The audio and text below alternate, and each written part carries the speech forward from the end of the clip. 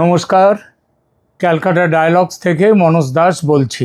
প্রিয় দর্শক, ভারত বাংলাদেশ সীমান্তের ইতিহাসে এমন একটা ঘটনা ঘটতে চলেছে যা আগে কখনো হয়নি। সুন্দরবনের গভীর জঙ্গল আর নদী বেষ্টিত এলাকায় যেখানে এতদিন কোনো স্থায়ী বেড়াই ছিল না, সেখানে এখন প্রায় 90 কিলোমিটার দীর্ঘ ফেন্সিং তৈরির কাজ শুরু হয়ে গেছে।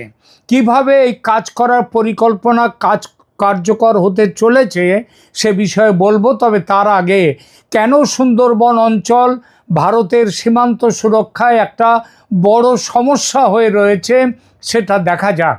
বাংলাদেশ থেকে অনুপ্রবেশ, চোরাচালান ও সন্ত্রাসী পাচারে সুন্দরবন এলাকার ভূমিকা ঠিক কতখানি? দেখুন, সুন্দরবনের বিস্তীর্ণ নদী বেষ্টিত ঘন ম্যানগ্রোভ জঙ্গল আর অরক্ষিত জলসীমানা একে ভারত বাংলাদেশ সীমান্তের সবচেয়ে ঝুঁকিপূর্ণ ও ব্যবহৃত অনুপ্রবেশ চোরাচালান করিডরে পরিণত করেছে, যেখানে জঙ্গি অনুপ্রবেশের আশঙ্কাও ক্রমাগত বাড়ছে বলে ভারতের বিভিন্ন নিরাপত্তা সংস্থা তীব্র উদ্বেগ প্রকাশ করেছে।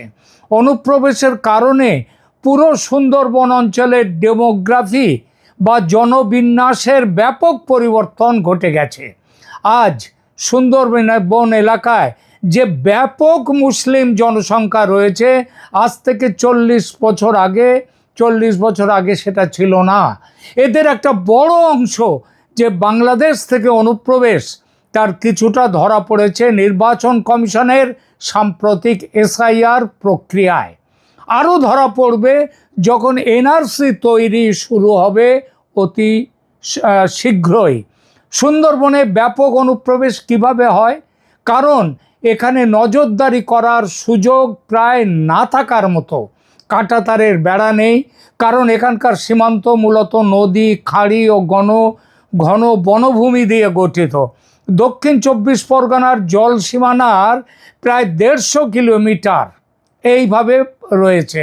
বসিরহাট মহকুমার স্বরূপনগর থেকে হিঙ্গলগঞ্জের হেমনগর কোস্টাল থানা পর্যন্ত 94 কিলোমিটার সীমান্তের মধ্যে প্রায় অর্ধেকই জল সীমান্ত, যা নিয়ন্ত্রণ করা প্রচলিত স্থল সীমান্তের তুলনায় অনেক বেশি কঠিন। বাংলাদেশ থেকে দালাল চক্রের মাধ্যমে নৌকোয় করে মানুষ পাচার সুন্দরবনে একটা অতি পরিচিত এবং স্বীকৃত সমস্যা। সম্প্রতি খুলনা জেলার একটি পরিবার সহ 11 জন এবং আরেকটি ঘটনায় নারী শিশু মিলিয়ে 20 জন বাংলাদেশি ঘন জঙ্গলে অনুপ্রবেশ করে ধরা পড়েছে।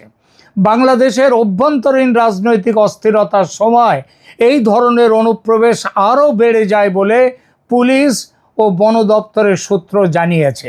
কিভাবে হয় এই মানব পাচার? নারী ও শিশুদের নিয়ে ছোট ছোট দল নৌকায় জলসীমা পার করে সুন্দরবনের জঙ্গলে এসে নামিয়ে দেওয়া হয়। চোরাচালান ও অপরাধ, বহু ট্রলার অতীতে অপরাধমূলক কাজে জড়িত থাকার অভিযোগে ধরা পড়েছে। এমনকি বাংলাদেশি ডাকাতরাও সুন্দরবনের বাঘের ডেরায় আশ্রয় নিয়েছে বলে ঘটনা রয়েছে, ধরা পড়েছে। জলপথে বাণিজ্যের অপব্যবহার, সেটাও একটা বড় ব্যাপার। সড়কপথে ভারত বাংলাদেশ বাণিজ্য স্থগিত থাকলেও সুন্দরবনের নদীপথ দিয়ে জাহাজ চলাচল এখনও খোলা, যা নজরদারির বাইরে অপব্যবহারের সুযোগ তৈরি করে এবং করছে।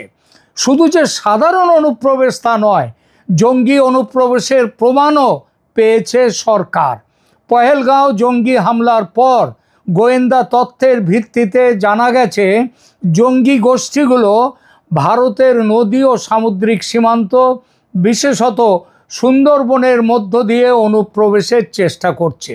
এই আশঙ্কা থেকে BSF ভারতের যে security force, border security force, Sundarban সেক্টরের 113 কিলোমিটার গুরুত্বপূর্ণ অংশে ড্রোন, রাডার, এমনকি উপগ্রহ প্রযুক্তি মোতায়েনের জন্য DRDO, আমাদের যে ডিফেন্স যে সংস্থা, তার সহায়তা চেয়েছে।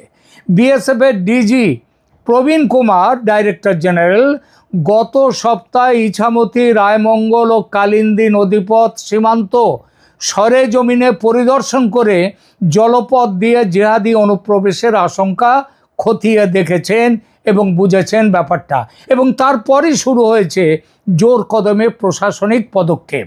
ঝুঁকি মোকাবিলায় নদী ও বনভূমি এলাকায় ভাসমান সীমান্ত ফাঁড়ি মানে ফ্লোটিং সেই বর্ডার আউটপোস্ট এবং বঙ্গোপসাগরের অংশে উপকূলরক্ষী বাহিনীর নজরদারি চালু রয়েছে। আগে এটা করা যাচ্ছিল না, কারণ রাজ্যে মমতা ব্যানার্জির জামাতি সরকার ছিল এবং সেই সরকার বদলের পর সীমান্ত সুরক্ষিত করার জন্যে বিএসএফকে জমি দেওয়া শুরু হয়ে গেছে, বাকি জমিও খুব শীঘ্রই দেওয়া হবে। যার ফলে এই সুন্দরবনের 90 কিলোমিটার স্থায়ী বেড়া নির্মাণের পরিকল্পনা বাস্তবায়নের পথ খুলে গেছে। সুন্দরবন অঞ্চলের গুরুত্ব বুঝে ভারত সরকারও বিশেষ নজর দিয়েছে। এই নজর আরও গুরুত্বপূর্ণ হয়েছে খুলনার মংলা বন্দর তারেক রহমান সরকার সম্প্রতি চীনের হাতে তুলে দেয়াতে। মংলায় স্পেশাল ইকোনমিক জোন বা বিশেষ ইকোনমিক অঞ্চল তৈরির দায়িত্ব ভারতের হাত থেকে নিয়ে চীনকে দিয়েছে বাংলাদেশের তারেক সরকার। আর এই মংলা হলো সুন্দরবন এলাকায়, সুতরাং বুঝতেই পাচ্ছেন সুন্দরবন অঞ্চলের গুরুত্ব, আর ভারত এই জন্যই এদিকে এত বেশি করে নজর দিয়েছে এই মুহূর্তে। কিন্তু সুন্দরবনের ভৌগোলিক গঠন সবচেয়ে কঠিন সীমান্ত এলাকায় পরিণত করেছে একে। ঘন জঙ্গল, নোনা জলের জলভূমি, তটভূমি আর অগুন্তি নদী খাল দিয়ে ঘেরা এই অঞ্চল। কর্মকর্তারা বলছেন সুন্দরবন অনুপ্রবেশের প্রধান রুট না হলেও চোরাচালান আর অন্যান্য সীমান্ত পার অপরাধের জন্য এই রুট ব্যবহৃত হয় সুন্দরবন। এই কারণেই স্বরাষ্ট্র মন্ত্রকের নির্দেশে বিএসএফ এই প্রজেক্টের ফিজিবিলিটি স্টাডি ও প্রযুক্তিগত সমীক্ষা শেষ করে ফেলেছে। আগেই বলেছি, বিএসএফ মহাপরিচালক প্রবীণ কুমার 11 থেকে 14 জুলাইয়ের মধ্যে সুন্দরবন পরিদর্শন করে প্রস্তাবিত ফেন্সিং কাজ ও সীমান্ত সুরক্ষা ব্যবস্থা পর্যালোচনা করেছেন। এই পরিদর্শনে সিদ্ধান্ত নেওয়া হয়েছে যে নির্দিষ্ট সীমার মধ্যে ফেন্সিংয়ের কাজ শেষ করা হবে, নদী এলাকায় নজরদারি বাড়ানো হবে, আর অতিরিক্ত সার্চলাইট, অত্যাধুনিক সিসিটিভি ক্যামেরা, ড্রোন সব কিছু লাগানো হবে এখানে। পরিবেশগত জটিলতা আছে বলেই কাজটা কঠিন। সুন্দরবনে ভারত বাংলাদেশ সীমান্তের 71 কিলোমিটার অংশ সুন্দরবন বন্যপ্রাণী অভয়ারণ্যের মধ্য দিয়ে গেছে, যেটি একটি সংরক্ষিত বনাঞ্চল। ফলে এখানে যে কোনো নির্মাণ কাজ পরিবেশগত নিয়মের অধীনে এবং বিশেষ অনুমতি নিয়ে এগিয়ে নিয়ে যেতে হবে। কর্মকর্তারা জানাচ্ছেন পশ্চিমবঙ্গে সরকার বদলের পর এই প্রজেক্টের গতি ভীষণভাবে বেড়ে গেছে। এর আগে যুক্ত ভূমি সমীক্ষার অনুমতি দেয়নি পশ্চিমবঙ্গের মমতা ব্যানার্জির সরকার, এবং সেটা না মেলায় পরিকল্পনায় এগোতে পারেনি। এখন বিএসএফ ও পশ্চিমবঙ্গের সেচ দপ্তরের যুক্ত টিম ভূমি সমীক্ষা শুরু করে দিয়েছে। ফেন্সিং নিয়ে স্থানীয় মানুষদের মধ্যে জমি অধিগ্রহণ নিয়ে কিছু আশঙ্কা তৈরি হয়েছে।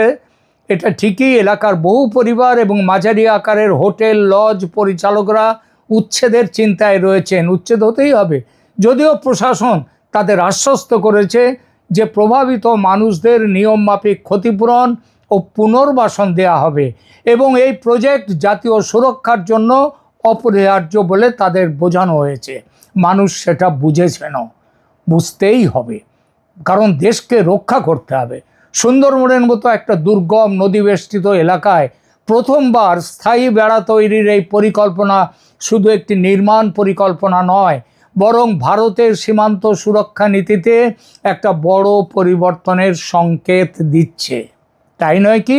আপনারা কি মনে করছেন এটা জানান, কমেন্ট করে লাইক দিন, এবং অবশ্যই ক্যালকাটা ডায়ালগস চ্যানেলকে সাবস্ক্রাইব না করে থাকলে সাবস্ক্রাইব করুন এখনই। ধন্যবাদ।